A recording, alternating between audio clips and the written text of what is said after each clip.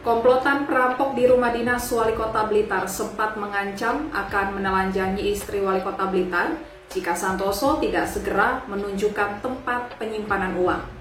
Wali Kota Blitar Santoso menceritakan peristiwa perampokan di rumah dinasnya itu terjadi pada Senin 12 Desember 2022 sekitar pukul 3 waktu Indonesia Barat.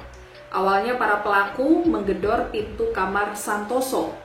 Dan saat peristiwa terjadi, Santoso sedang tertidur, sedangkan istri Santoso, Fetty Wulandari, sedang menjalankan sholat tahajud.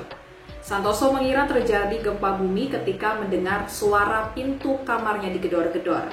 Namun ternyata tiba-tiba pintu kamarnya sudah dijebol dan 3 orang masuk ke kamar Santoso dan langsung menyergap Santoso dan istrinya.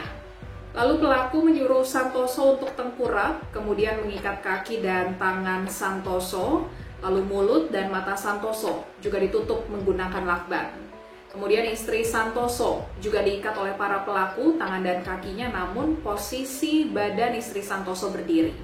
Para pelaku lalu meminta Santoso untuk menunjukkan lokasi brankas di rumah dinas, namun Santoso mengatakan ia tidak memiliki brankas. Pelaku lalu menendang dan memukul Santoso karena mengira Santoso berbohong, tidak mau menunjukkan lokasi brankas. Pelaku lalu mengancam akan menelanjangi istri Santoso jika Santoso tidak segera menunjukkan lokasi brankas. Tak ingin hal tersebut terjadi, Santoso memberitahu lokasi lemari yang biasa ia gunakan untuk menyimpan uang dari hasil honor ketika membuka acara. Lalu pelaku membuka lemari tersebut dan mengambil uang sebesar 400 juta rupiah dan perhiasan milik istri Santoso. Kalung yang digunakan oleh istri Santoso saat kejadian juga diambil oleh pelaku. Bahkan kacamata yang digunakan Santoso juga ikut digondol komplotan perampok tersebut.